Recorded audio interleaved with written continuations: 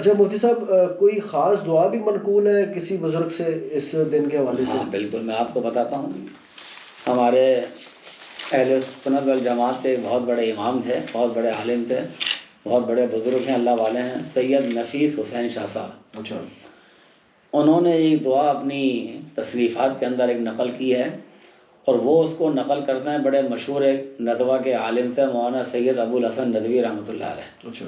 ان کے والد بزرگوار کی طرف سے اچھا. وہ دعا ان کی ان دنوں میں شب برات میں خوب چل رہی ہوتی ہے، ان لوگوں میں بڑی مشہور ہے دعا یہ. اچھا. وہ کہتے ہیں کہ بزرگوں سے شعبان کی 15ویں شب کو بزرگوں سے یہ عمل ثابت ہے کہ وہ شب برات کو نماز مغرب کے بعد سورہ یاسین 3 مرتبہ پڑھتے تھے.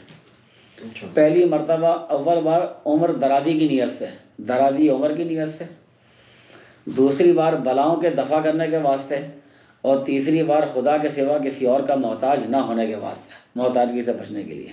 اور ہر بار سورہ یاسین پڑھنے کے بعد یہ دعا پڑھنے کا اہتمام کرتے تھے، اور کہتے تھے کہ اس دعا کی برکت سے اللہ تعالیٰ ان کی حاجت روائی فرماتا ہے اور سال بھر تک تمام مصیبتوں سے محفوظ رکھتا ہے.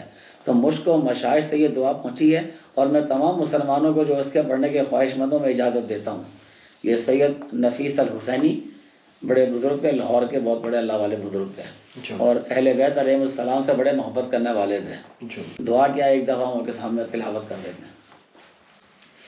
اللہم یا ذا المن ولا یمن علیک، یا ذا الجلال والاکرام، یا ذا الطول والانعام، لا الہ الا انت، ظہر اللاجئین وجار المستجیرین وامان الخائفین. اللہم ان کنت كتبتني عندك في الكتاب شقيا أو محروما أو مطرودا أو مقترا علي في الرزق فامحو اللهم شقاوتي وحرماني وطردي وقطار رزقي وأثبتني عندك في الكتاب سعيدا مرزوقا موفقا للخيرات فإنك قلت وقولك الحق في كتابك المنزل على لسان نبيك المرسل يمحو الله ما يشاء ويثبت وعنده الكتاب. الہی بالتجلی